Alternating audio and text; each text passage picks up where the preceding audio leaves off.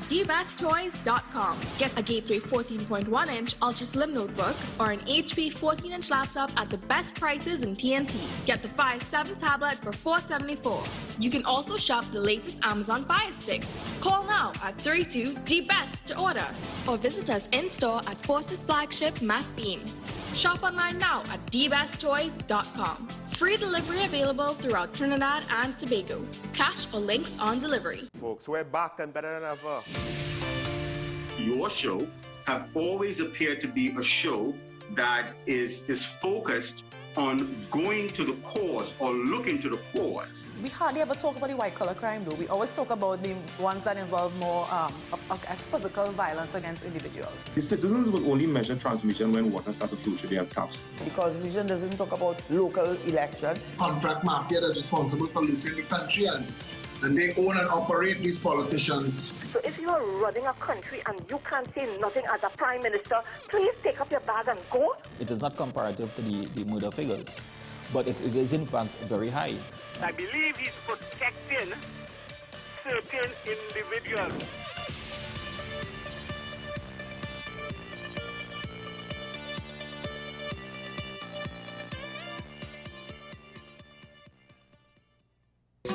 Take some time for yourself or spend some time with the family at Sandy Point Village Hotel. Enjoy our various studio and suite apartments, self-contained with their own kitchenettes and Wi-Fi.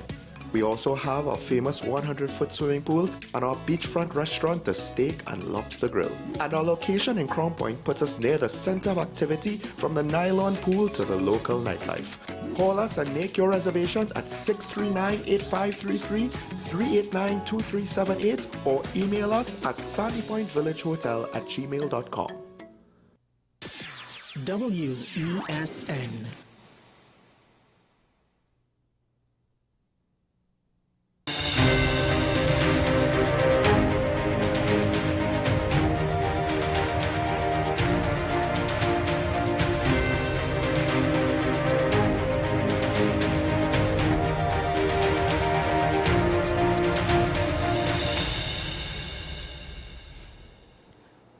Good morning, Trinidad and Tobago.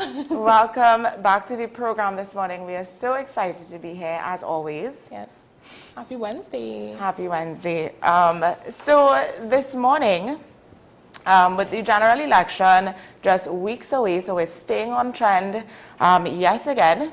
The battle for Tobago's 2 parliamentary seats is heating up. Multiple parties are in the race, each making big promises, but which vision will Tobagonians trust? So joining us this morning is Dr. Faith Brebno. She is the Deputy Political Leader of the TPP, that's Tobago People's Party, and Secretary of Health, Wellness and Social Protection in the Tobago House of Assembly. We'll be discussing the TPP's vision for Tobago, the challenges facing the island, and what the party's leadership plans to do differently. Good morning, Dr. Brebno, and welcome to the program. Good morning, and thank you for having me. Thank you so much for having me this morning. Of course.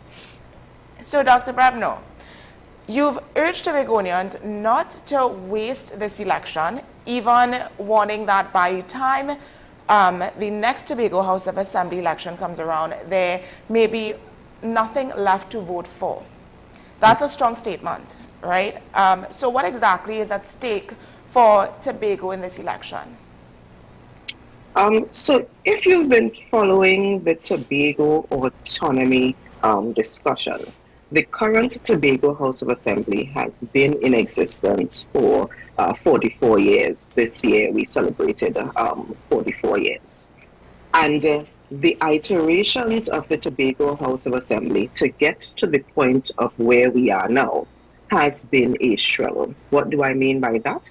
We had to fight for several versions of it.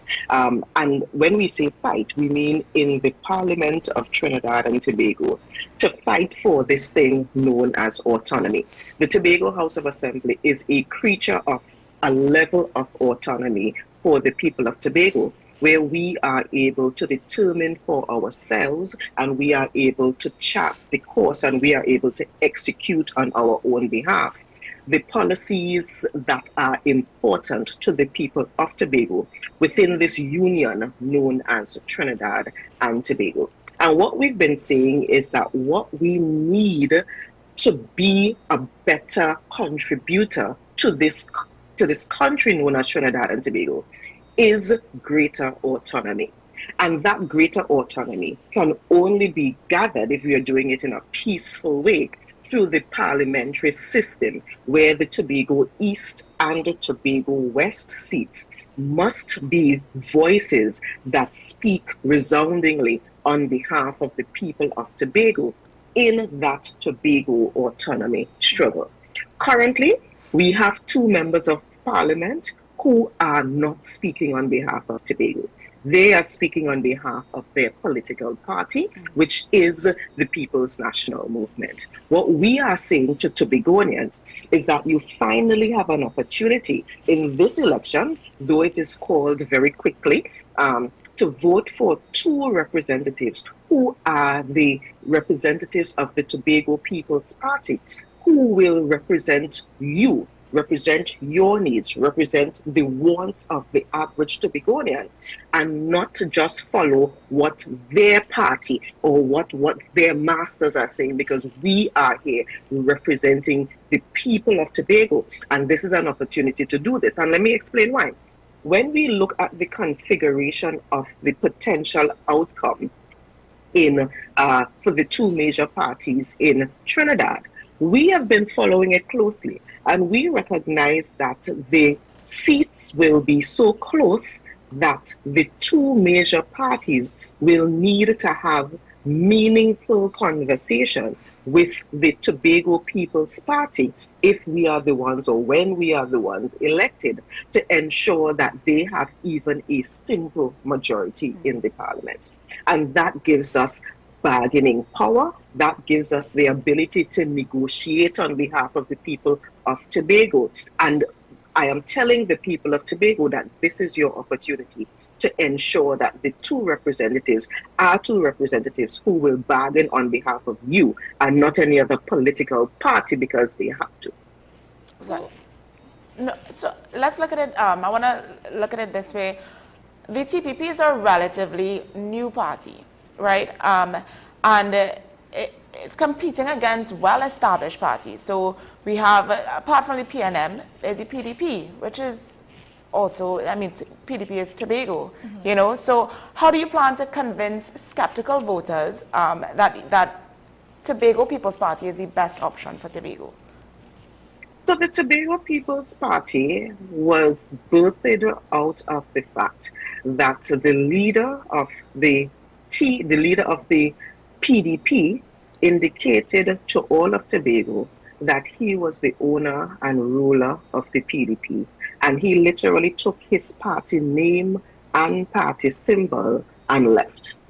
The rest of us, who are the members who the Tobago people elected in December 2021, are the members who have formed the Tobago People's Party, because in essence we were kicked out of the PDP and we were forced, because the people on the ground said to us, the way to go into elections, the way to do politics in the Caribbean space is via partisan, via the political creature, as a political party. So we were basically forced to create this entity known as the Tobago People's Party.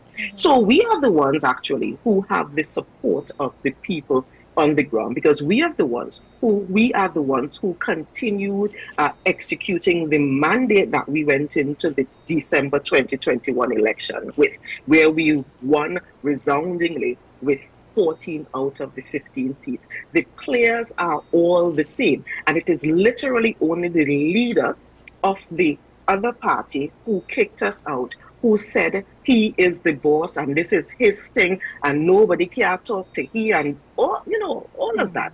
he is the one who is still there with that name and that symbol. So I don't know that we have to convince Tobagonians that we are Tobagonians. They know, the people who voted for me.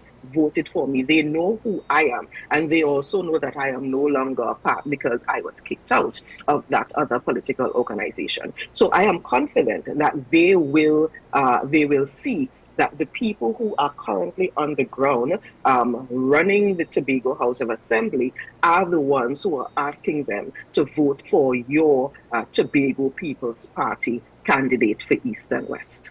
Mm-hmm. Dr. Brabner, I'd just like to continue the conversation on autonomy a little bit further. Why do you think it has not yet been achieved? Are the people unified enough for this to be a soon reality? The people are unified, and that's why I said it to them on Sunday that this is your opportunity. See, in the two iterations of the Tobago House of Assembly Act came about when we had non-PNM members representing Tobago. That is just a fact. We had A.N.R. Robinson, we had Pamela Nicholson. Those are the people who are the ones who fought for the Tobago House of Assembly so that we could get the version that we have now. The history shows that whenever people representing Tobago are not members of the People's National Movement, the Tobago autonomy question or the Tobago autonomy struggle moves forward. That is a historical fact. So this is and that is why, if you ask me, that is why it has not moved before, because we have had many variations, we've had opportunities, we've had opportunities to have real honest discussions, and when the people of Tobago said to the people representing them over the last 10 years, East and West, this is what we want, they simply ignored what the people said and they voted with their party in Trinidad. So we are unified in terms of understanding what we need, and I think that the elections of December 2021 showed the country that we were unified because we were able to get a party that had been in power in Tobago for over 21 years. We were able to resoundingly get them out of the seat of power. And I think this is an opportunity for the people of Tobago, again, to show that, yes, we are unified, we are ready for this autonomy, and the only way to do it is to vote for the Tobago People's Party, which is, the symbol is the anchor. So I want to stay on trend here with regard to Tobago's autonomy. We understand that Tobago has had a long and uneasy relationship with the central government in Trinidad.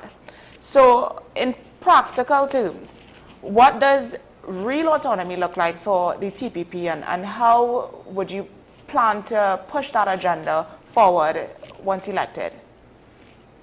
Certainly. So, sadly, the Tobago has had a challenging relationship because, unfortunately, the party that has been responsible for the government of Trinidad and Tobago for the majority of the nation's history as an independent nation has been a party that seems to not want autonomy for Tobago. That has been clear. But what does autonomy mean? Autonomy means allowing the Tobago people to decide on the things that are important to us and to make laws relating to them. So let me give you an example.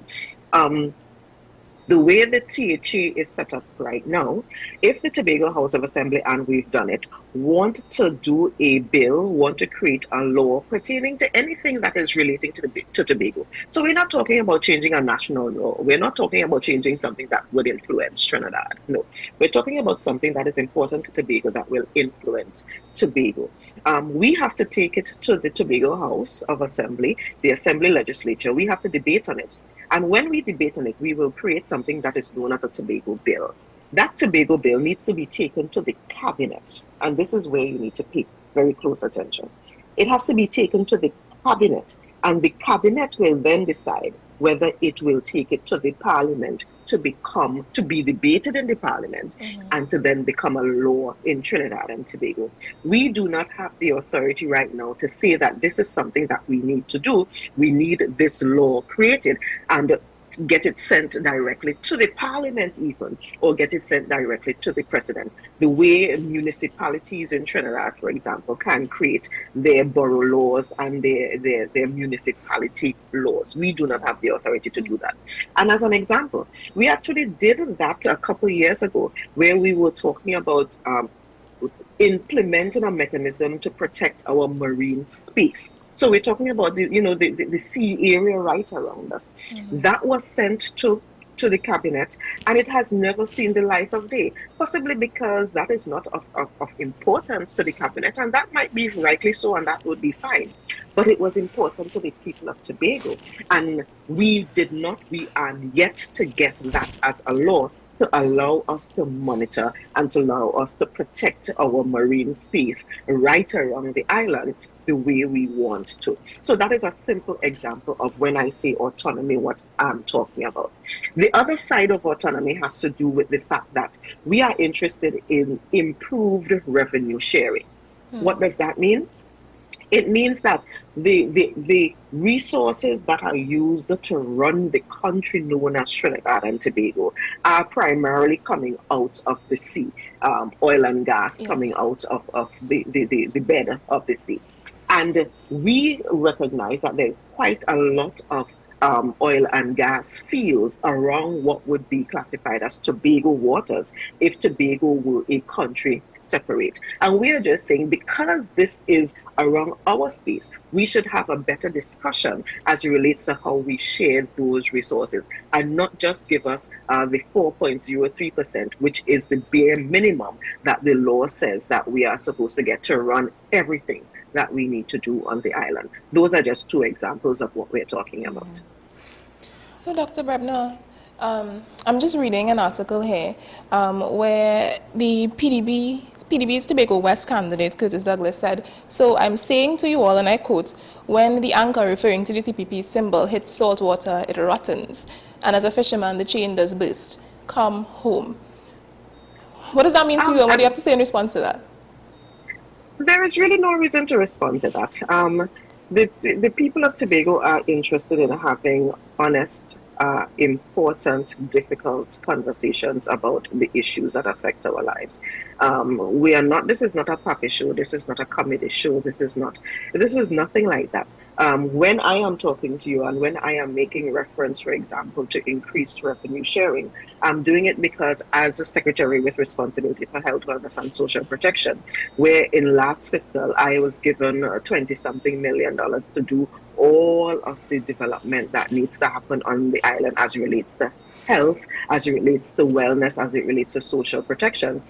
When, for example, the zoo could be refurbished in Trinidad for what, $50-something million. Imagine that, $50-something million used to refurbish the zoo, $20-something million given for the entire island as it relates to health, wellness and social protection. Those are the kinds of conversations we are having.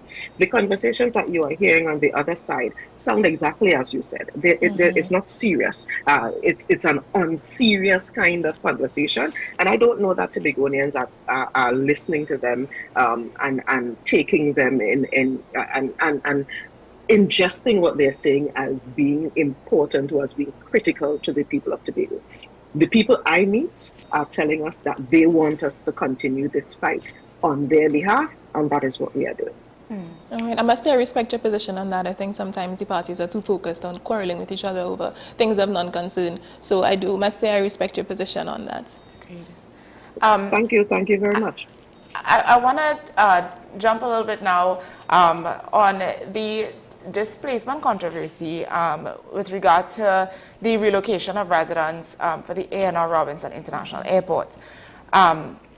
That expansion has been one of the most controversial issues in Tobago currently, and you've criticized how it was handled. But in reality, how should a government balance national development projects with the rights and well-being of the citizens? I really appreciate that question because I was actually in the Tobago House of Assembly as a minority councillor when this project started a couple of years ago. And I went to the consultations. The consultations, by the way, that the Prime Minister later told the people of Tobago that those consultations were stupid and the people who were there didn't have the authority to say what they said to the people of Tobago and to have those conversations, which in and of itself says something about how the former Prime Minister thinks about the people of Tobago. Very, very insulting. He's very insulting to the people of Tobago. But how do you do this? We recognize that two things can happen at the same time. You can have development, which we welcome, which we appreciate. We love the idea of having a brand spanking new, much larger airport. Certainly. I don't know that any of us have ever argued against that. But you can't do that while treating human beings humanely. And they did not treat the Tobagonians who they displaced humanely. And we did not. So we saw it happening. We recognized that the things that they were promising Tobagonians to give them as they were moving did not materialize. So initially we were talking about rebuilding a home for you, as they have done in some of the areas in Trinidad where highways needed to be built, and they built up new communities to place those individuals who were displacing, or we would give you the equivalent of what your home and land is so that you can go and build again somewhere, and we would give you we would give you the land so that you have land, you don't have to worry about that, and then you could build somewhere else. That conversation was shut down, and the negotiating for that was horribly done.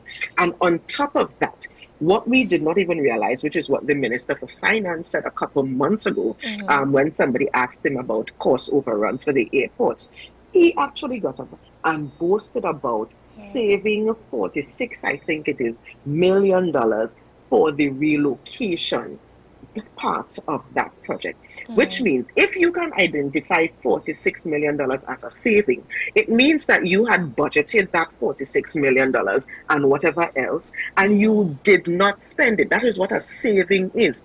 And it means that you knew that you were you were giving the people who you displaced less money than they deserve. You could have given those Tobagonians that $40-something million to allow them to rebuild, to allow them to live comfortably after you move them out of their ancestral lands.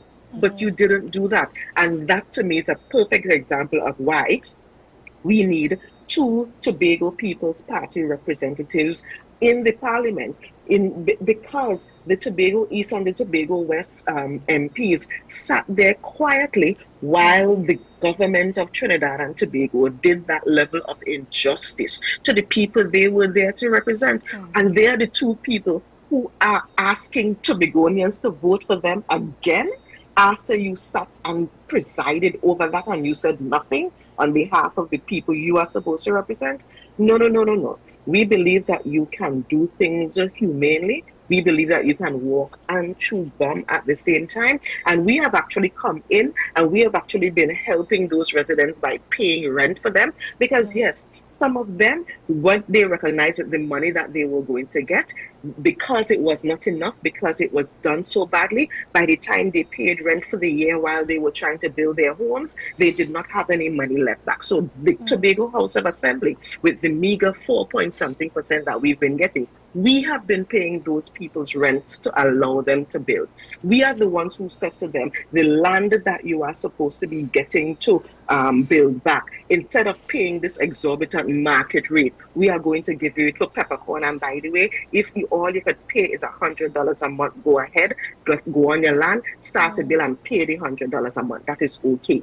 We are the ones, the Tobago People's Party administration in the Tobago House of Assembly is the organization that has been doing that for those people who that other party left stranded and are now boasting that they saved $46 million when they could have made them happier and they could have left them in a better position. Yeah. I want to get your view on something, because we do have to begin wrapping up. But some voters, it was reported some voters see general elections as a Trinidad affair. And believe that real power lies in the THA elections for Tobago. Why do you think there's such a disconnect between the two? I mean, it is because of what they see the Tobago House of Assembly doing. The Tobago House of Assembly is the entity that ensures that out of the 4.03% that we get, that they get their schools, that they get their hospitals. Most people don't recognize that the health centers and hospitals and so forth, out of the 4.03% that we get, I have to give to the Tobago Regional Health Authority upwards of $40 million every month to run it. So they recognize that that is where they get their bread buttered, putting it colloquially. And they do not recognize that it is what happens in the general election that can influence how much the Tobago House of Assembly has power and what the Tobago House of Assembly can do. And that is why I am encouraging everyone to this time, you can't play for slips. You can't take the chance of not voting in the general election. We are asking you to vote resoundingly for the Tobago People's Party candidates, who are Joel Sampson in the West and David Thomas in the East. Vote for those two individuals, because those are the individuals who we will send to Parliament, and then they can advocate so that the Tobago House of Assembly can get the resources and the power it needs to truly do what the average person on Tobago expects government to do for them. As we wrap up, as we come to a close on this discussion, you have 30 seconds to speak directly to every undecided voter in Tobago. What would you say to them? Don't waste this opportunity. This is an opportunity to send freedom fighters to the Parliament to fight on behalf of Tobago. This is an opportunity to vote for the Tobago People's Party. The anchor holes, we are asking you resoundingly to support David Thomas and Joel Sampson, because those are the individuals who would ensure that your life is in a better position come the end of this election. Thank you, Dr. Pabno. The conversation this morning was pretty incredible. We've heard a lot, and it was your vision for Tobago. It's not, what's the word? It's not, beyond reach. So we do wish you all the best with regard to the elections, the upcoming elections. Thank you. Thank you very much. Have a blessed day. You as well. The anchor holes. All right, so that was Dr. Faith Brabnow sharing the TPP's vision for Tobago's future and the stakes in this upcoming election, with Tobago's 2 parliamentary seats being so critical. Up next, we will hear from another key player in this race, PDP leader Watson Duke. So stay with us for that conversation. We'll be right back.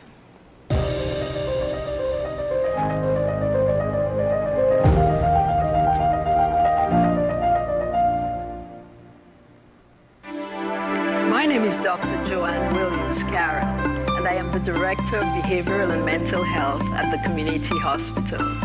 At the Community Hospital, we believe in nurturing mind, body, and soul.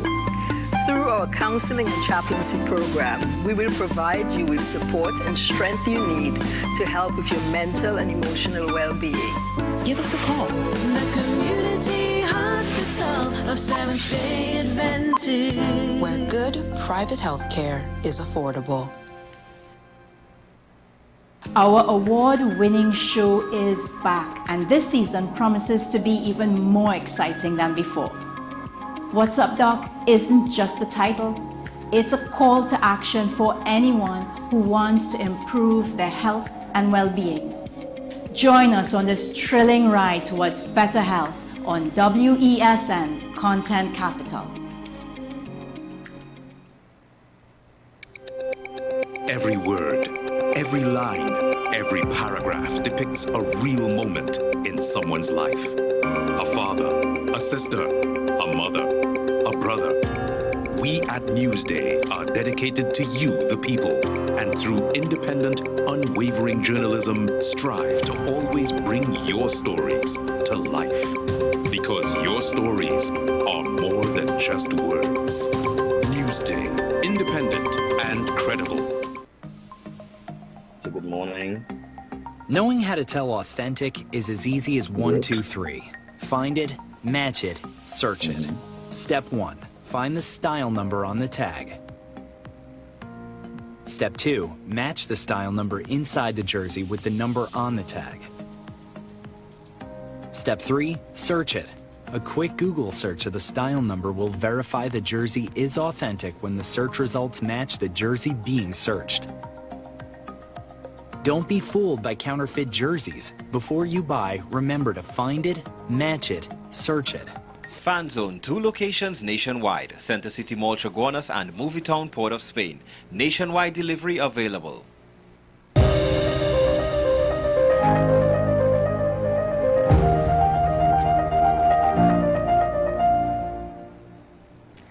Welcome back to the program this morning. As we move along, we have one of the most vocal and controversial figures in this Tobago race, Mr. Watson Duke, leader of the Progressive Democratic Patriots. Duke has officially confirmed his candidacy for Tobago East, setting the stage for a high-stakes battle against incumbent Ayanna Webster Roy and Tobago People's Party candidate David Thomas. He has also made bold statements about Tobago's political power, declaring that if the PDP wins both seats, they will demand control over key government ministries, including the Office of the Prime Minister, Attorney General, Finance, and National Security. This morning, we're joined by Watson Duke to discuss his vision for Tobago, his ambitious political strategy, and his bold claims about reshaping governance at the national level.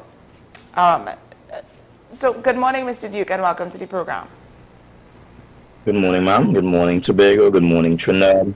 Good morning, good morning. Mr. Duke, so we actually just spoke with Dr. Faith Brebner of the TPP on Tobago's self-determination or autonomy. So is this also a goal of the PDP? Well, first let me say to you that those persons in that party you called, they are copycats. They are guilty of plagiarizing the message of the PDP, and all who are attuned to elections know that they are plagiarizing our stuff. They came out of the PDP and they took, let's build a better Tobago, child by child, family by family, village by village. They also took the idea of speaking to Tobago's self-determination rather than autonomy. They have spoken about autonomy. But when they heard me spoke of self-determination and we reject autonomy, they began to conflate the two issues. And they are two separate things. Autonomy is separate and apart from self-determination. And so I somewhat cringe and worry about their mental capacity to lead Tobago, seeing that they are unable to generate thoughts that are original and thoughts that are beneficial and upful for Tobagonians. So what do you think were the circumstances around the TPP even being formed?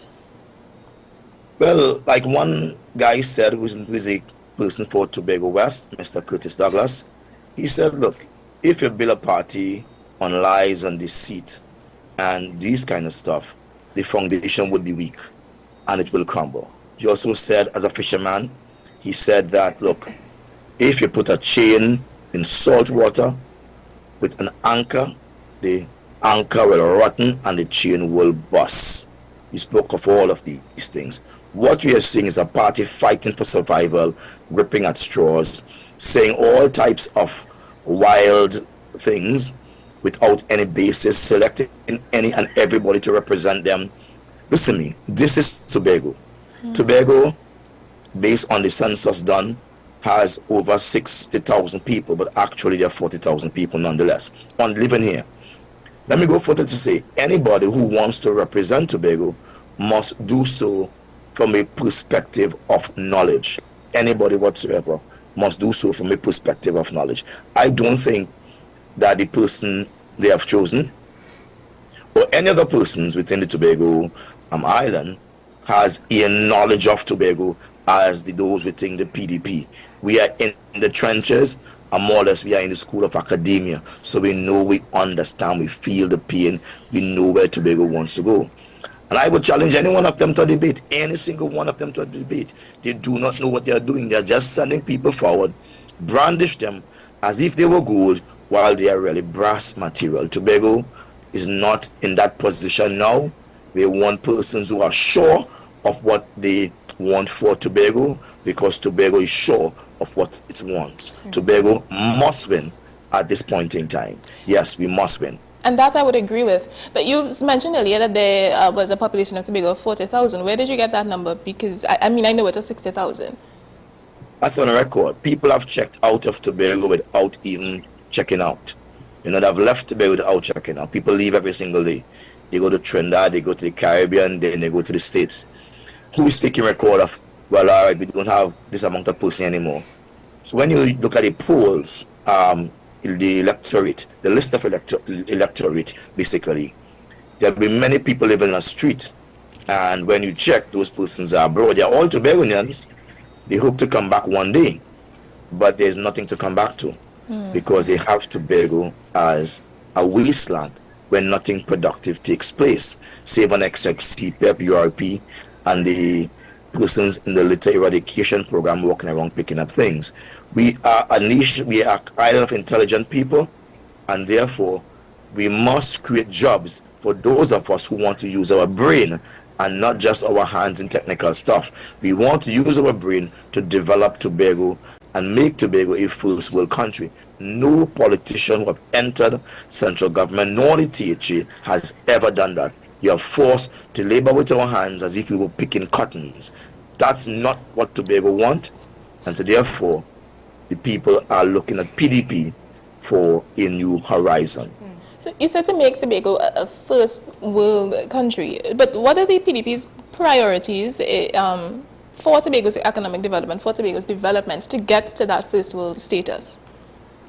Well, there are many. I cannot go through all of them with you, but if you just call any particular area, I will say to you what our plans are on that area. Okay. So I want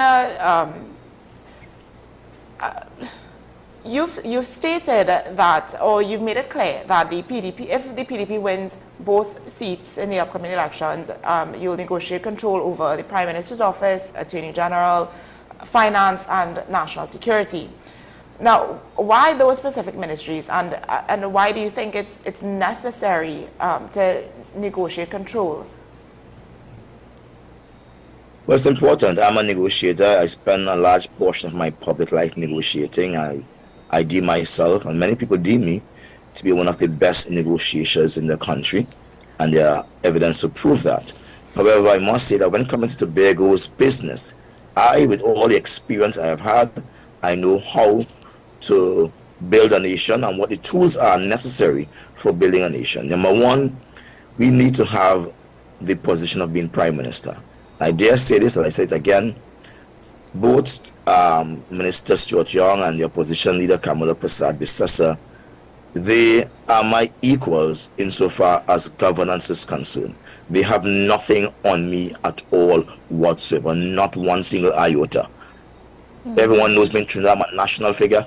I've led the entire public service from captain to cook, over 80,000 of them for 12 great years, where I delivered on my promises.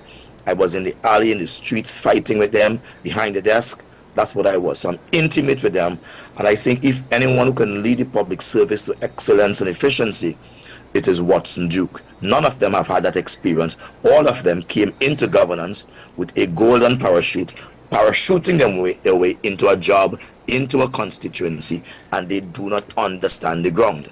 So therefore, I understand the ground, I understand the technical and the civil staff we have to work with to build a better country. More than that, I also understand what it is to build a party from 0 right up to 100. When I started, it was a bullhorn. Myself, my brother, and a stray dog. Today, it's a man, a dream, and God, and a nation behind him. I'm saying to you that we have to understand that we don't want paratroopers entering into politics and claiming leadership over a man who have built his career from the ground up and has gotten the people behind him. When coming to leading naturally, this is a man who will lead the country rightfully and in a way that's organic and not superficial. We're tired of superficial politicians. And I'm not going to sit back and allow any of the politicians to rule over me and my people in Tobago. No, it's not going to happen. It's non-negotiable. So I put it out there so they will know that when coming to governance, they better win the majority of seats on in Trinidad there. And for that, I will say, okay, you win it. But I'll still use my 2 votes to do justice for Tobagonians and argue and advocate for Tobagonians without any position. But if they're coming from my 2 seats to be into governance, they better know we want nothing less than being Prime Minister, the Finance Minister, because no one is going to control the money or play a tug-of-war with us. When the Prime Minister says you want this, you want that, you're playing a tug-of-war game because you're a different party. I've seen how it works when we have mixed parties. We're not doing that. Then again, Attorney General, I am going to dictate how we manage the legal matters of our country. Yeah, I'm going to dictate that as a Prime Minister, and not have someone play a tug-of-war game with me because you're not from another party. When it comes to national security, of course, I'm going to ensure that my own security is in my hands and not in another. I've been down that road, and people are traitors. I understand that. So I'm not going there to be friends with anyone. I'm going there to do a job on behalf of the country. And I trust that a party who wants to be in governance also wants to do a job on behalf of the country. They can take all the big money, starboy positions, that's up to them. But when coming to the rigid part of the government that deals with governance and structure and policy and enforcement, definitely, those are for the PDP. So, Mr. Duke, I mean, we can clearly see that you're very confident in going for these ministries. But what would you say to people who think that this is an unrealistic demand? Well, they could keep thinking that. I mean, I'm not going to try to convince anyone to think otherwise. That's their point of view, and I wish them luck with that. Okay. But I know where my strength is based, and I know my determination, and I know the outcome of the elections, even from now. I know the outcome of the elections. Isn't a big part of the elections convincing people who may be on the fence? What are you doing to convince those people to vote for the PDP, to vote for you? I'm not into that business of convincing people who are on the fence, you know. I'm in the business of presenting a Tobago message. Those who want to be convinced and like the message, I say thank God, hallelujah. But I'm not going out of my way, begging anybody, kissing any ring, saying vote for me, vote for me. I'm not doing that. We have a dignified message.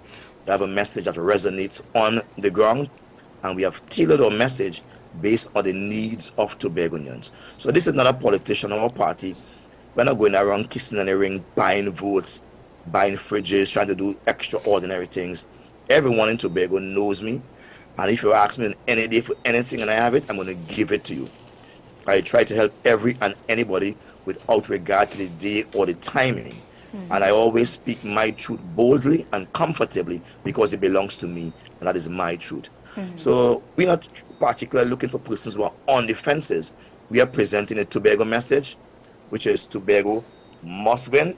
And as long as we present that message, we believe it will resonate with the people of Tobago, and they are coming home, as our polling is showing as we canvass the streets, etc. So I'm going to kind of quote you here. You've stated, I am the real Prime Minister and there's no other Prime Minister inside here. Are you saying that beyond negotiating for ministries, do you see yourself as the next Prime Minister of Trinidad and Tobago? Well, I did say that earlier, maybe 5 minutes ago in our interview, and I know you heard me because you're paying attention. I am not seeking Prime Ministership because I'm cocky or because I want to get some retirement benefit as some people. I think that all the persons we have there have been tried and have been proven, and they are expended. You know, there's nothing left in them to really give. And I say that without trying to be derogatory or casting shade. We have seen them. Now it's time to see me operate at that level. I can say to you, wherever I've worked, I've always left the hallmark of good performance. Whether it be in WhatsApp, whether it be in the PSA, even at school, I left a hallmark of good performance. I am a person who seeks excellence and attain excellence That's my hallmark. That's the stamp of what's in Buchanan. When I get into governance as Prime Minister, you will see me lead this country with excellence and take this country where it should be and where the desires of the people are looking. So the PDP once held the majority in the Tobago House of Assembly, and this was before its dramatic split with Paddy Augustine. So why should Tobagonians trust you again after this internal division within the party? Well, I think it's a poor question you've asked, because you have simply misrepresented the question you've asked me to answer it, misrepresented the truth rather, and asked me to answer it. The PDP never left power in Tobago. It's the PDP who has brought these people into the House of Assembly, and it is the PDP's authority that they are governing under, and they are misbehaving themselves under. They have betrayed the authority the PDP placed upon them, and that remains. Look at the election and boundaries records. It is the PDP who won the election, all 15 seats, 14 seats, I would say. So to come and say that the PDP went in with the majority and is now not the majority, that is not so. They are operating under the PDP authority, but they are doing their own thing.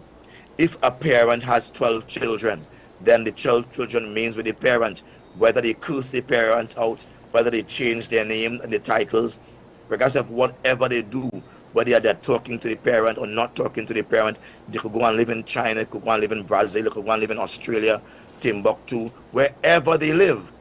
They're the product of their parents. And sometimes they don't reflect that. But by blood, they are the product of their parents. By blood, they are the product of the PDP. However, they have went on a frolic of their own, and we see where they have taken them into some blue shirts and blue things, and they claim that they're the anchor and all kind of madness. You know, that's very pathetic. It's a stomach-tuning moment for Tobagonians, and Tobagonians are waiting on them. Indeed, Tobagonians are sad over the bad and poor judgment they have taken. And it's more than youth, it is greed. So you have emphasized the need for Tobago to have a distinct political status, stating the country of Tobago. But say you were to become Prime Minister, what legislative changes do you propose to achieve this goal? What were the policies, what is a policy that you would be governing over? I said in my interview on Monday, as I rolled out some key areas of our mandate, or what we call manifesto, we call mandate. And one of the key things we're going to do is to introduce an amendment to the Constitution, 141E, and that's going to deal with Tobago's right to self-determination, which is our right to freely choose without any external pressures, our own political status, which is if we want to be independent, if we want to remain in an autonomous relationship with Trinidad, or if we want to have an association with Trinidad or any other country of the Caribbean.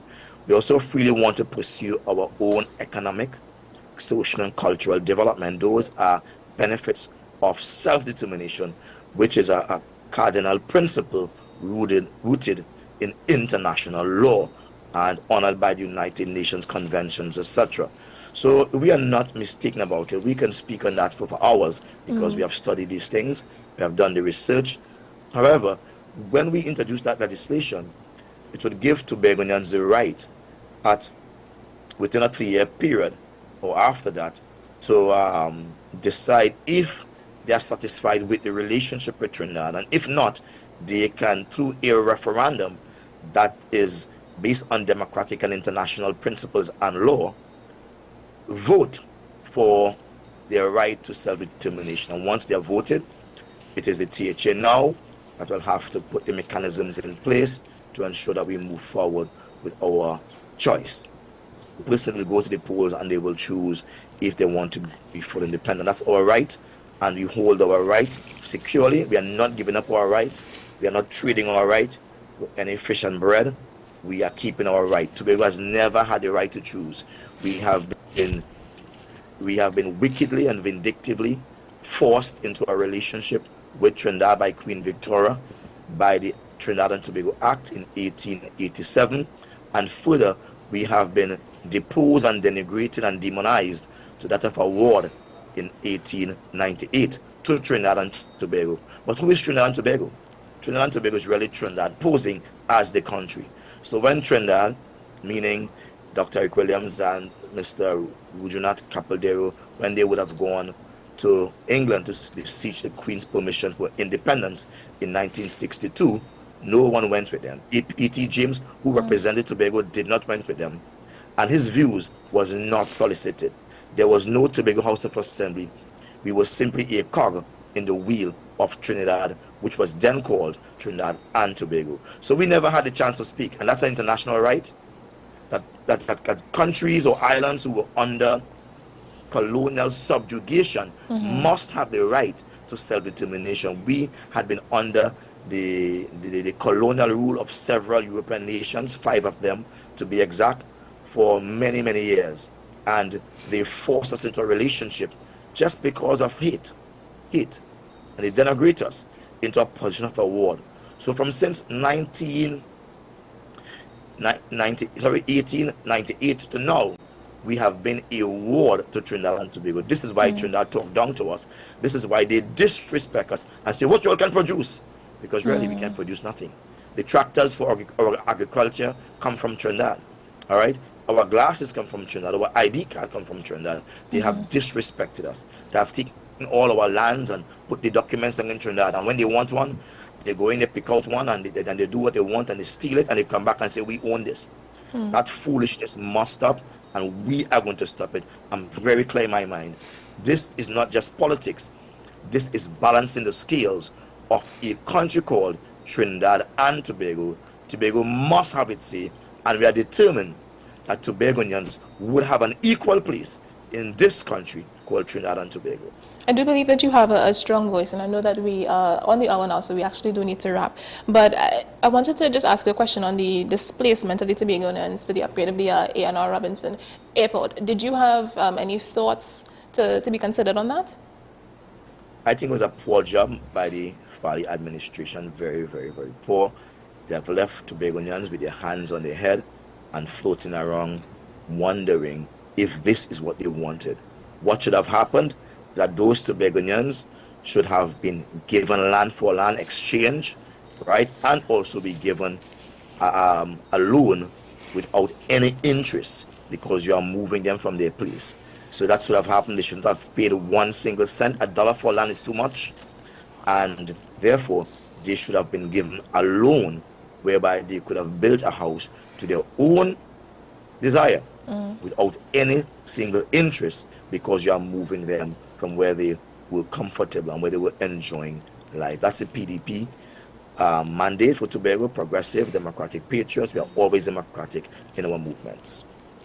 All right, always democratic in your movements. All right, thank you so much, Mr. Duke, for coming on and speaking with us and sharing the perspective of the PDP and your perspective as well for the upcoming elections.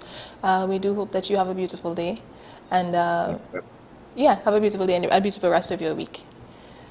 To our viewers, we're just going to take a short break, and then we'll be right back with you.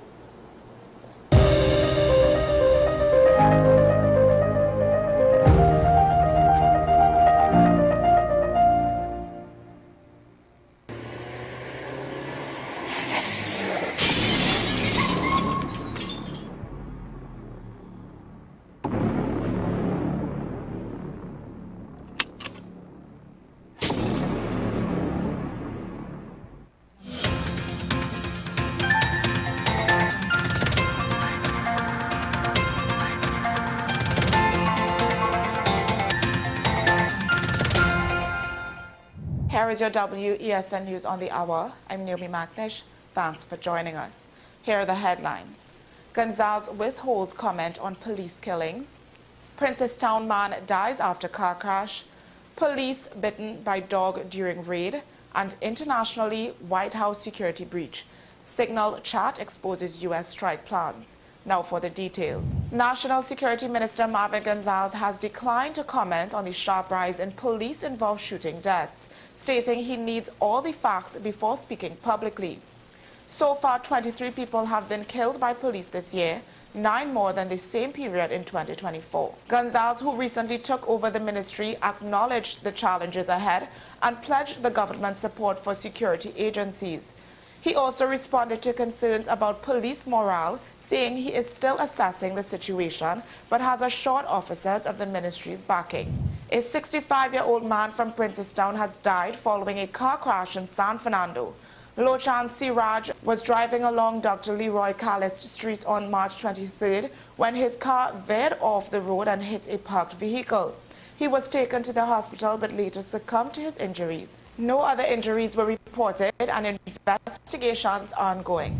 A police officer conducting an early morning search in New Grant was bitten by a pothound over the weekend. PC Narayan from the Tableland police station was attacked while searching a house but was treated and discharged. No illegal items were found and investigations continue.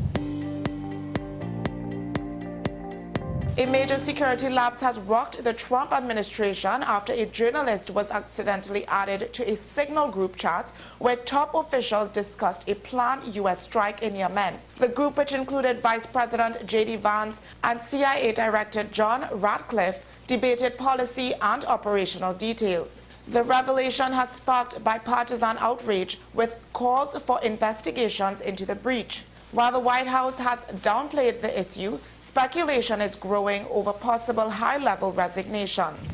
Well, that's news to the hour on WESN. I'm Naomi McNish. Thanks for watching.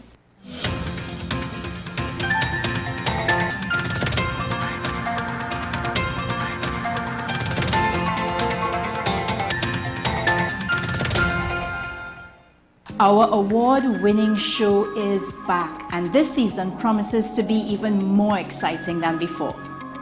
What's Up, Doc isn't just a title. It's a call to action for anyone who wants to improve their health and well-being. Join us on this thrilling ride towards better health on WESN Content Capital.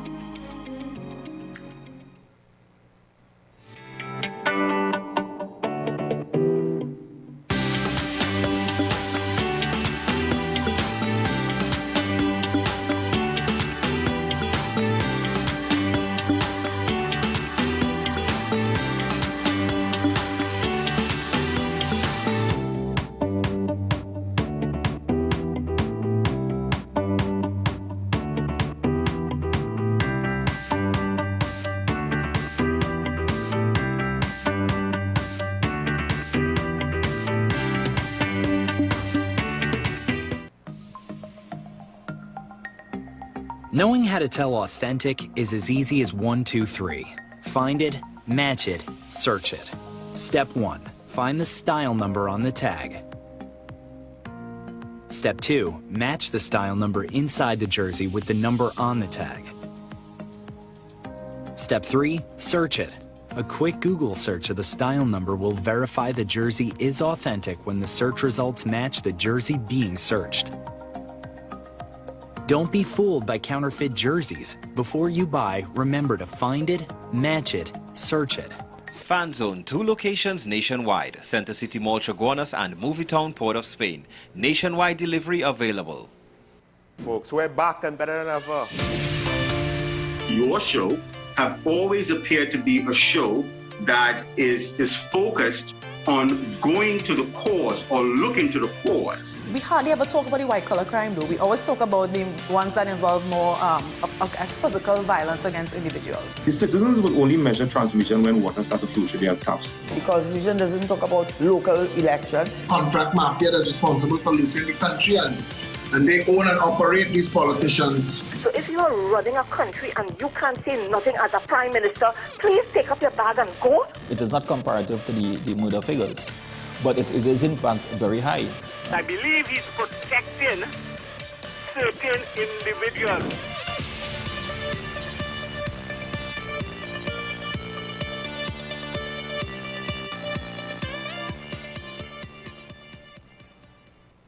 This is Face of Sports, WESN Content Capital. How you felt about the kiss on the lip? That's the business. I'm not to do with that. And I find that was distasteful. The national senior team, whether you like it or not, that is the model for all other teams to follow. I'm assuming that the regional requirement may be a much stricter requirement. This is not about Pro League and Super League. This is a league run by the Normalization Committee that I'm responsible for. Nobody expected FIFA to fund this arrangement. If we don't get a professional attitude towards this, we are doomed for failure. You break the balance, trip the leg, control the body. They ain't gonna stand put Why forever. you want the Chiefs to lose so? Why you want the Chiefs to lose so? They already have two. Lamar don't Why? have. You're jealous because you know the Chiefs getting closer to the Patriots. Let's go to the last part. No, Let's go to the last part.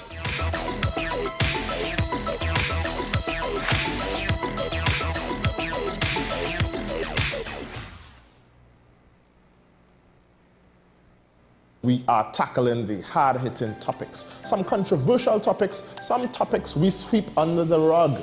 You don't always have to forgive in a relationship for it to move forward. If it is you are in a situation where you forgive the person, but to the detriment of yourself, what are you really doing? It is very uncommon for somebody in the younger age group to have dementia. Atheists don't not believe. Is that I can't disprove God, but you also can't prove God, so we cannot a stalemate. We'll focus on the woman who's being the victim, or the man who's being the victim. We exclude the children. Folks are trying to study the underlying brain mechanism to figure out how does this particular disorder happen in the brain? How is the brain processing this? Don't worry about AI, worry about humans working with AI. Are you willing to learn new skills to stay relevant for the future job market? That's the challenge that people are going to struggle with.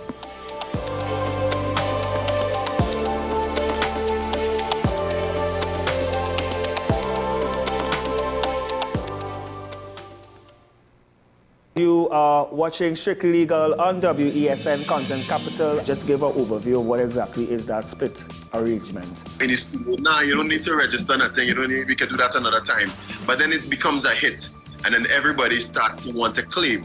The laws that predate many of the independent countries' constitutions are going to be those colonial laws. We know there are an infinite amount of circumstances that would lead to a murder. I have a great idea and I have a great concept, but until it's actually expressed, it does not become intellectual property. Accomplishments or targets of a forensic accountant is to quantify what may have been lost. They believe we defend criminals and we manipulated the law and we exploiting the system. A responsible journalist will reach out to the person who they have the information on for a comment.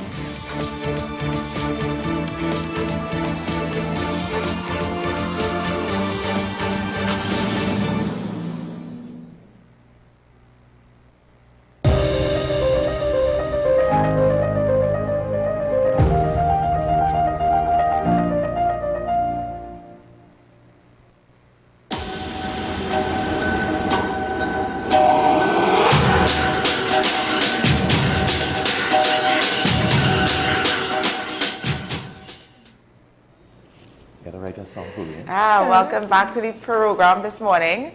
Jada, it's Wild Wednesday! We're so excited. This is always a segment we look forward to. So as usual, we have Mr. Ricardo Mead joining us on the program this morning, and a very special animal. So good morning, Mr. Mead. Welcome. Good morning, ladies, and good morning to our listeners, followers, and peeps out there on the WWW. Welcome to Wild Wednesday. Yeah. It's always exciting. Of course. So, what do we have today? What animal do we have today? Not a what. It should be a who. Who is here today? Literally, who. Today we have India. India is a tropical screech owl. So let's see if we get India to come on set here and join us. And in fact, just... Hi, why would you do that? Right? So India is tethered. So Jada, you are safe. Yes. But she can still fly. But he is tethered, so you are safe. She can't fly away. Okay, I'll put it forward a little bit. There you go. So the first thing I noticed, India is very tiny, very small. Mm-hmm. Why? Why? Well, They come in all shapes, sizes, and colors, literally. So India is one of the 8, possibly 9 owl species that are native to Trinidad and Tobago. It is actually the second smallest. So there is one even smaller. Wow. The smaller one being the pygmy owl, and one day we'll bring a pygmy on. India is a tropical screech owl. So it is actually one of the more popular ones in terms of, I wouldn't say sighting, but in terms of hearing. They're very difficult to see. They are very much nocturnal. And well, you don't have to worry about India. India gets fed whenever, so India doesn't have to hunt. And that is the main reason that they engage in their nocturnal activity. When their food's out, is when they would come out. So their food would comprise of rats, mice, lizards, small snakes, roaches, crickets, mole crickets, locusts, anything like that, katydids, all the little critters that come in your house and make you scream and run out. Jada? A locust seems like it would be much bigger than India. Well, the smaller one, which is the pygmy, will destroy a locust that's almost twice its size. Wow. She's biting the thing that's holding it's on. like on my leg, I will take it off now. You know, remember, she spends a lot of time without it. So when it goes on, she reacts a bit. And she likes to use her beak. Well, sorry, I'm saying she because everybody assuming the name India, it's a girl, it's actually a boy. Oh. All right, and well, the reason why the name India, we sometimes name our ambassadors based on the rescuer or the area which they were rescued. So we had a turtle named Sammy, was named after the rescuer was Sammy. We had a macaw named Lomas. It came from Las Lomas. And this guy, India, came from Indian Walk. So I started calling him Indian, and my wife, she's like, that doesn't sound too nice, you know, it sounds a little crude. Why don't you just call him India? At that time, we thought it was a female, you know, 50-50 chance, as you know. And well, it turned out to be, as it got older, we determined that it's a male. So his name is India. What were the factors for determining that it was a male? Size and the pelvic spread. The females have a larger pelvic region, as in humans, because they have to accommodate the passage, well, not of live birth, but in their case, of an egg. So it's kind of the same with just about all birds, the larger pelvic region. And it's a bit subjective, because it could be a big bird with a smaller region or a small bird with a large, you know, so it takes a lot of experience from palpitating the region where the egg would pass to tell if it's a male or female. So we did this, and he said, hey, watch where you put in your hands. I'm a little boy, and that's what it is. He's a boy. How old is India? India's coming up on, I think, 4 years now. Oh, man, you're a big boy. So he's when an you old guy found now. India, was he a baby? Yeah, he was a pre-fledgling. He got out of the nest before he should have gotten out of the nest. So we raised him, and he realized that he's a very good candidate for an ambassador. Actually, he was raised a bit wrong, to be honest. We only had him at the time, so a lot of his vocalization, and he makes 16 different sounds. But his vocalizations were aimed at people and mimicking when we spoke and stuff like that there. So he became a bit imprinted. That is something we avoid doing now, unless we definitely want, there's a reason that we're going to keep the animal, but imprinting is a definite no-no. So he thinks he's more of a person than an owl. Though within recent time, he has learned his language a whole lot efficiently, because we've had so many of them come into the center. And they, at night, a lot of noises back and forth, they communicate. 16 different songs saying different things. We still haven't figured it out quite yet, but they are quite vocal at night and into the early morning. So he still prefers the company of humans. Yeah. And has been, yes. Right, I don't know if you can pick that up, but yeah, he's making his little vocalization. I think he's actually even seen himself on the monitor there. Honestly, I think so as well. You can see that he's personified himself a little bit, because he has a very, his attitude, his little attitude. Yeah. Well, I think it's kind of, my first thought is, so he thinks he's a person, he's looking at himself and he's like, that's how I look? I don't look like them. Right. I think he's more like saying, that's a nice looking guy there. Yeah, I'm way better looking than you are. Yeah. Well, he has a mirror as part of his enrichment in his enclosure. So he's quite accustomed to just, yeah, I think my right side is my best side. You know, capture me this way. You know, and he kind of favors that a lot of times when you try to take a picture of him there. Or sometimes when he's just absolutely not interested. Owls have the ability to turn their heads 270 yes, degrees. I was going to ask about that because I saw he's turning his head and it looked like he has no neck. He has no... Yeah. Correct. So in order to see at night when they operate most of the times, because he is truly a nocturnal bird, his eyes are very large. And what that does is allow a lot of light to get in. Our eyes are very tiny compared to the size of our heads. So we are definitely not nocturnal. As soon as current go, the first thing you do is reach for your phone and body light. I can't see you, or the emergency light, come on. So that determines how our pattern should be. There's nocturnal. So with those large eyes, he doesn't have enough room in his head for muscles to move his eyes. So he can be a Trini, especially a Trini woman. You know what Trini women we all specialize in, right? Macron. Rolling those eyes, moving those eyes. You know, if you don't believe it, go into licensing and ask a simple question. God. And the eye roll just make you feel so small and you want to kind of crawl back out sometimes. Yeah. You know, I'm not picking on you licensing people. I'm just using you as an example. It's a lot of public servants and a lot of services actually in Trinidad and Tobago that do that. We actually do need to get way better with customer service. Yeah, that person in front of you is the reason you have a job. Okay, because if they didn't ask the question, we would need you and you would be home crocheting or something like that. So let's focus more on customer service. So that being said, no muscles to move the eye and roll the eye and all that kind of thing. What he can do is this. Right. So serious. Right, so they need to, he would stay on a pole. So this is his life. Yeah. Gets up 6 o'clock in the evening, stretch, yawn. Oh yes, woo, belly grumbling, I am hungry. I'm feeling for some roaches or a nice mouse today. So he hops up on top of a lamppost and he starts looking around. But he can't look so and look so and look so and look so because of that, basically a fused eye. So he has now, his neck can move. But not 360, he can move 270, so almost all the way around. Right. So he can stay still like that and he can pan like a security camera looking for food. So he doesn't have to take energy and keep turning, just that. And when doing so now, with a human being, if your chin goes past your shoulder, you'll break your neck. Okay, that's why you see in the movies, they jump out of the helicopter, sneak up behind the guard and just do that and they fall down. Yes. Right? A bit dramatic, but it's basically true that if this goes past there, you will die because you can't breathe and stuff like that. Yes. They have a special valve in their throat and their trachea that allows it to turn without crunching and shutting off the air supply. So they can hold their head like that almost all the way around and breathe normally and fine. That is how they adapted for their life. So he's going to stay on top of that light pole, sometimes for hours. He's not going to waste energy flying. Flying takes energy, moving a lot takes energy. So he's just moving that head. Was that something?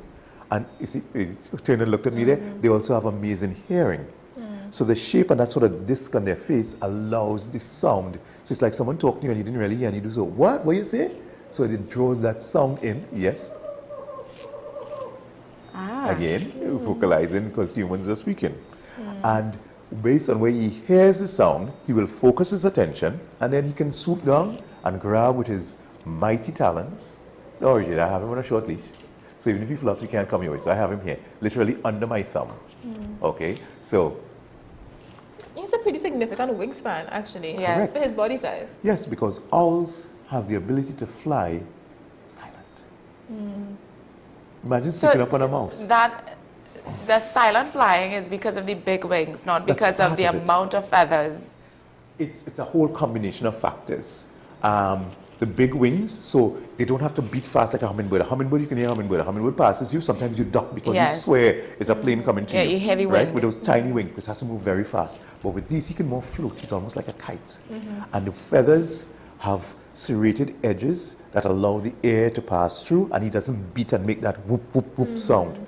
So they have all these little adaptations naturally that allow them to hunt. So a lot of times when they are damaged and their flight pattern becomes irregular, they will die. Because if every time you go after a mouse, he hears you coming, he's going like, oh gosh, you again? Steps aside, you miss. So right? what's their lifespan? Up to 15 years. Oh, so he's 4 to 15. Yeah. Hopefully 20. Yeah, they believe it can go much, much further. Some claim in New Jersey to have some a bit older than that. They do better in captivity in terms of longevity than in the wild, because there's so many negative factors that influence their life and their longevity in the wild. So other owls eat them. Other snakes eat them. People hit them. They're hit by cars. We've got 2 already that was stuck in the grill of a car. One came from Rio Claro, one came from Sandy Grande. Whoa. We had one, he was blind. We had to call him Jack Sparrow. He was struck by a maxi on the Valencia stretch. And it all ties back into humans. And here's the link. Because of what they eat, humans contribute to their demise. So when you eat that KFC in the car and you toss the skin outside, say that dog ate that, or it's biodegradable, at night the roaches swarm all over that. Now remember, 6 o'clock he wake up and he's looking around and he look at all those nice roaches there at the side of the road. So he's on this side, the KFC with the roaches on that side. So he flies and the maxi hits him, pop. Ooh. Broken neck, broken back, broken wing, head trauma, eventual death. So this is what happens. And that only happens with owls, it happens with a lot of other animals, including dogs. Yeah. A lot of dogs and cats get struck because we bait them to the side of the road by throwing that organic. You can get rid of it. It's a bone, it's just a this. It's so hard. Keep it in your car, take it home, put it in the bin. This with the amount of dead animals I would have seen Yeah, on my way to where I was going. I'm not even sure why. I Yes. saw quite, you know, because I come from Central and I go down to South, so I run the highway and I've seen at least 4 on either side, northbound and southbound. Yes. And it was a bit, you know, a bit taken aback. The other morning coming down, coming up the road, I saw one on the side of the road. It was, and it doesn't look nice. It's. Well, they had DART. I think they brought it back, but you know. They had something? DART. They had a crew called DART, Dead Animal Removal Team. And their job was to remove these animals before they blew up, literally. Because, you know, it's swell. You see it one day it's knocked down, it's fresh blood, and the next day it's big, and by the third day it's really big. And but we have our dead animal removal team for wildlife, which is the black vulture. And sadly, people persecute them and don't appreciate what they do. But they prevent the spread of diseases and a whole lot of other yucky things that we don't want in our environment. Nobody pays the so-called kobo. All right, and the reason I say so-called because one day we will bring a black vulture on and go through. In fact, that's how Wild Wednesday started. The first guest on Wild Wednesday a while back was Chase, the Trini vulture, or what Trini's call a kobo. And well, we'll get into his story when he comes on, and he'll be able to tell his own story. But all these animals, they do little things. The earth is diverse, and so many things going on. So who controls this and who controls that? You know, and I don't like bats. Bats eat thousands of mosquitoes each night. Take away the bats, and then what's going to happen to us?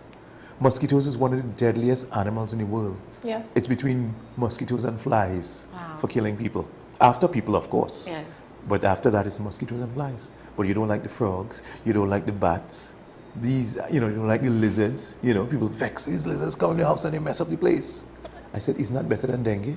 But I think it's the point you can like them, but you still have to respect them. Yeah, well, a lot of people translate they don't like into often violent and negative activity. And that is where the problem comes in.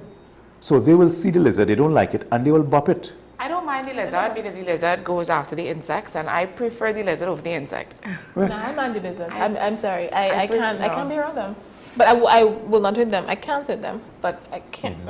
Can't be around them. So, Mr. Mead, I actually want to ask a question. So this owl was I saw in my backyard, and I'm just curious to know what type of owl is this. I know we're talking about the tropical screech owl, but this owl, I mean.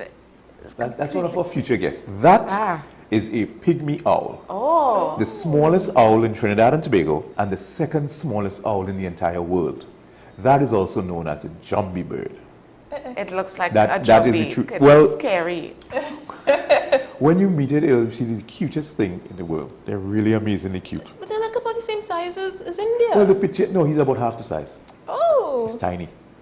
But wow. Yeah, no, the picture looked like it didn't do it justice. That's a tiny leaf on possibly a ficus tree or something like that there, and the leaf is bigger than him. He is, he just, that look, he has that look, I'm big, they do that to scare away people and predators and so on. I'm big and I'm bad. And that's part of the reason that they do the rocking motion to I'm big, I'm bad. You know? It was, I believe it was when my mom took this picture, so he looks like he's just like why are you watching me? Like, why are you taking a picture of me? Yeah, and strange enough with that bird has, he's a reverse. He is not nocturnal, he is crepuscular. I did not know, this is news to me, I did not know that there are non-nocturnal owls. They're fully diurnal owls. They're nocturnal owls and they're crepuscular. The crepuscular ones would come out at dusk and dawn. Because that's when a lot of insects and their food are transitioning. So early in the morning, stuff are going back in, or in the night, dusk to dawn, a lot of stuff is coming out. So he just uses the peak time to get his food.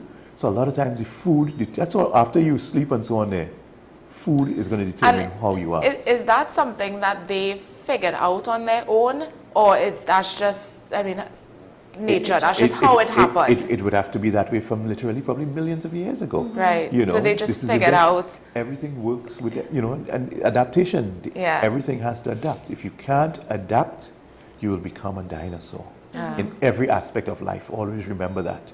You do not want to be a dinosaur. You can't go out there and really see them because they couldn't adapt. But a lot of other creatures who are here have found a way to adapt. And you see stories about the dolphins in a particular part of the South Seas that they use a sponge, and only a certain part, they use a sponge on their nose to go after food among stinging anemone and corals. The sponge protects them from getting stung. Anybody trying it without that sponge, so they pick up the sponge and they hold it on their nose and they go in there after certain food that they normally wouldn't get. That's adaptation. We have monkeys down here who would smash open fruits to get the grubs inside. That's adaptation. They would leave the fruit to rot, and as the fruit rots, the flies come. They don't want the flies, they don't want the fruit. But what do the flies lay? Eggs that turn into little maggots, and that's what they love. That's high protein for them. So every aspect of life, there's an adaptation and a way for things to happen. And the more we learn about that, is the more we learn how we can improve our lives. So how does this owl help you every day? Have you traveled? I'm sure you like to travel. Yes, What's the furthest you've been? I mean the US. The US, right. Okay, and you took a plane, I would imagine. And that plane, sometimes afterwards, it can be a bit annoying. You know, I know what it was like when I flew to Europe on a plane. It was like, wow, 6 hours, when is this thing going to finish? Imagine planes were much worse 20, 30 years ago because they didn't have the technology to make it more comfortable for humans. So they do something called biomimicry in engineering. They've studied the animals, how they fly. How did we learn to fly? Mimicking the birds and what they do, and they lift up their wings and so on, and replicated it and duplicated it. But they're also now learning to quiet flight, because that's what makes you so tired and jet lag after a long flight. The noise also, because you're hearing this constantly, those big engines and so on. So they've figured out how to quiet engines and to make planes more efficient, to save fuel, bring costs down and so on, from learning from the animals. So biomimicry is something really amazing going forward, and in so many aspects and so many animals that we're learning from. And soon the aches and pains, which will, I'm not calling it on you, but you know, we all get our aches and pains as we go forward in life. I'm up there already, so I'm feeling it here. I remember this time when I fall down and bounce here in football and this in volleyball. It's coming back and reminding me, hey, remember this? It didn't go away, it's getting worse now. Bats, for example, that so many people don't like. Such an important animal, because bats, their bones actually bend when they fly. Think of if your bones could have bent a little bit. You That's wouldn't incredible. have that. Yeah. So they're studying all these things, and they're going to figure out ways not to make Batman, you know, but why is that possible and how that can be employed for human use to make us, you know, less pain in our lives as we age and so on, from osteo, you know, arthritis and all this, and rheumatoid arthritis. So there's so much going on. And it only comes if we have them around and we study them and we learn from them in so many ways. So does owls, I mean, he looks very gentle, very sweet, but how do they defend themselves, or do they have, can they attack people, or what is their defense mechanism? Their defense mechanism mainly is what you see. So we like this perch because imagine this bird on this perch in the night. This is bark. Yes. I think this is from a hog plum and a mango tree and something like that there. And I think this one is cedar. he blends in his coloration. Yeah. In the night, when you will hear him, so as I say, he's the most commonly heard owl, not the most commonly seen. When he's on a tree, he blends in perfectly. Blends in perfectly, especially in the dark, twilight and dark and so on like that. So we hear him on his call, and when I do it, I say, yes, I hear that, but I never see the bird. Yeah. Yep, you don't see it. So that is their main defense. If you don't see me, you can't get to me. You can't attack me. Leave me alone. Not too many things will really attack them that they can really defend themselves against. The pygmy, when it comes on, he has a couple spots behind his head that looks like he has eyes. What that does is makes him look bigger. So if you see the tiny eyes in front, you say, okay, there's a small animal I can take. But if it's those big spots, I mean, if the eyes are so big, I mean, the animal that big, let me leave that alone. And that is actually one of the most common forms of defense in the wildlife. So you have the owl butterfly that has, you know, big eyes and so on. So how many animals mimic that? Ocelots' eyes, they mimic that to throw off their potential predators. You know, leave me alone, I'm big. And they're like, nah, too big, let me move along. And so on like that. Even people, you see the eyes and you're like, you're running through the bush. And the owl is like, got him. But I'm safe. But his talons, what they do, what their killing tools are their feet or their talons. So on a mammal, their claws. On a bird, their talons. So he's on my hand there. And if you got able to, he has talons. And that's what he would grab. The three in the front would keep the animal from escaping, and the one in the back is called helix. That would sort of pierce it, going through, puncturing the animal, incapacitating it, and then he would use his cute little sharp beak to rip them apart and eat them. Be it a roach, a locust, you know, love to see them eat mice. Can I hold him like that, or does that hurt? No, not in his instance, because he is an ambassador. His nails have been filed. Okay. Because he doesn't need to go out there and kill anything, and to make sure that he doesn't harm anyone, either his handlers or the public. They're filed down. So India will never be sent back to the wild? No, what we hope is that we do get, India is a foster parent. Okay. And this is how we are now able to get the other owls. Like we just released, not too long ago, about 3 of them into the bird sanctuary. And they are very wild, and they got a chance, they just took off. India taught them to be wild. Even though he isn't that wild himself, he knows, he has developed and he knows the language. And with them seeing an owl feeding, seeing an owl hunting, they learn it like, okay, look, Dad's doing it this way, let's do it this way. You know, and he would actually kill and sometimes even leave on the perches, and they go. So it's looking at yourself, your type, your species work, and you understand how you are supposed to work. Barring that, what we have to do a lot of times is, besides limited time contact with our patients for rehab, sometimes we have to make masks. So you wear a hoodie and a mask that looks like an owl or a cornbird or, you know, barn owl, whatever it is, so that when they see food coming, they don't see human, you know, pretty lady or young man putting food, they see their own species. So that is the relation. That's how they create that relation. So we've learned now how to prevent imprinting. Is that the only negative factor about domestication? Well, it's not even domestication. That will take about 5,000-6,000 years. Imprinting, well, the problem is, okay, for example, in New Mexico, in the University of New Mexico, there was a young lady who was attacked by a red-tailed hawk. And it's because someone had the hawk, imprinted it, and then released it. So he thinks he's, you know, a human.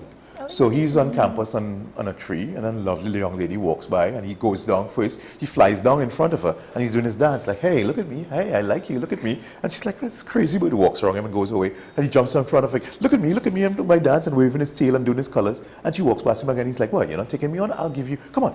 Give me some attention. He flies and he hits her in the head. Now she's running and screaming because a bird is flying at her head. Yeah. You know, even if a fly flies at your head here in Trinidad, people freak out. So imagine a big hawk coming at you. And she got away, and it happened to quite a few of the young ladies on the campus. And when they made a report, and then they brought in someone to figure it out, and they called the bird, they said, okay, this bird was imprinted.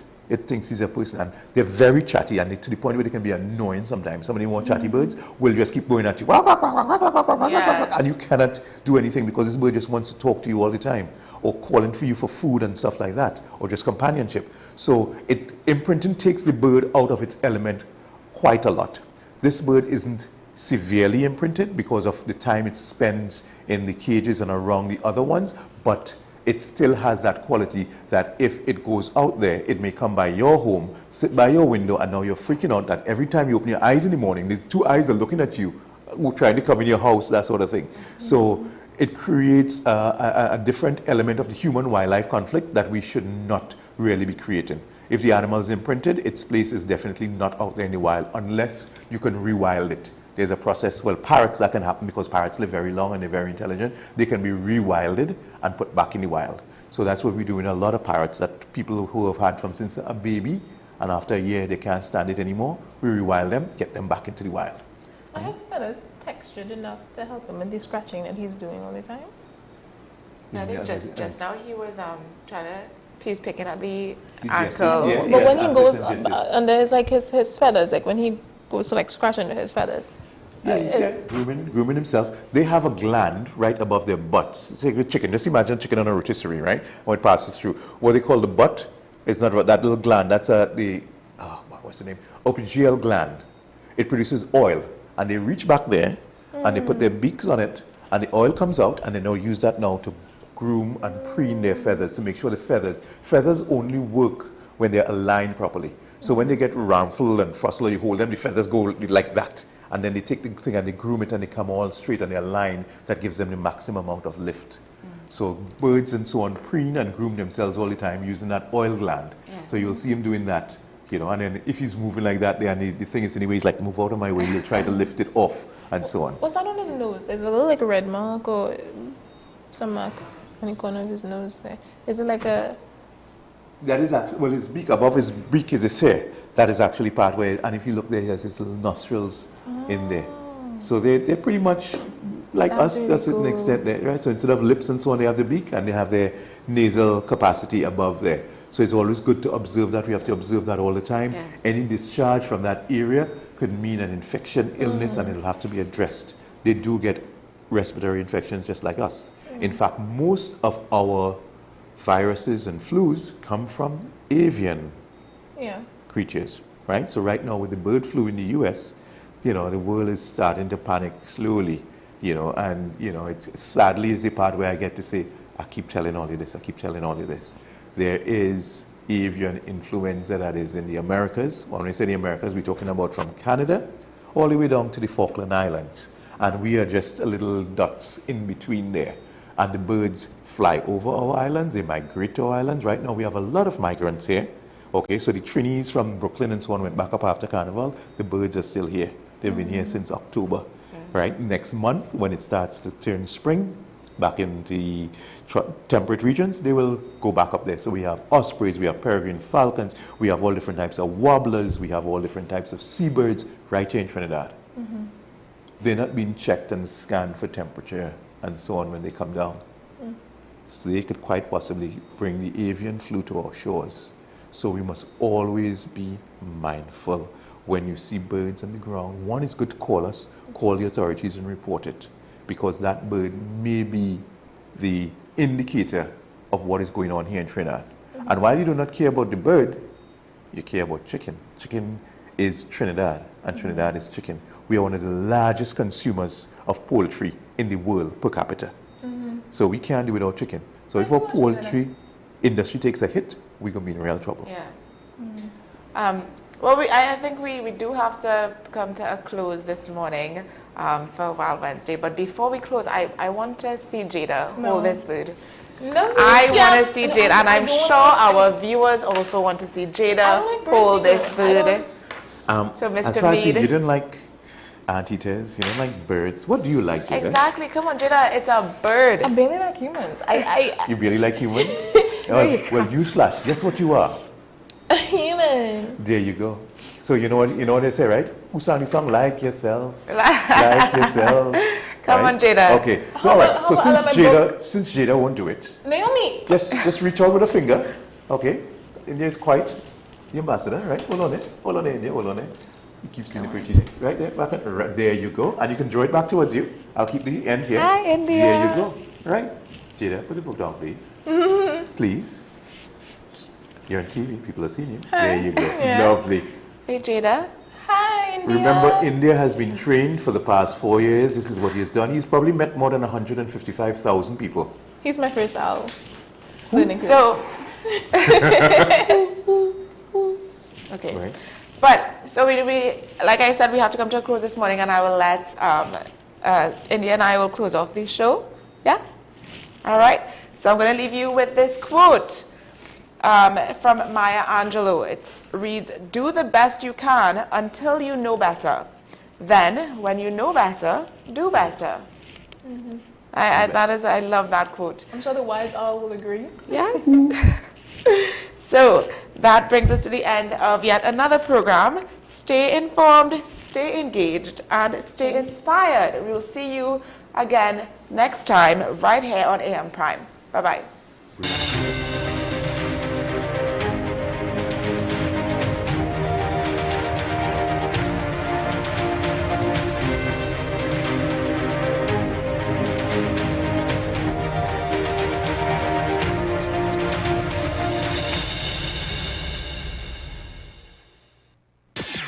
WESN.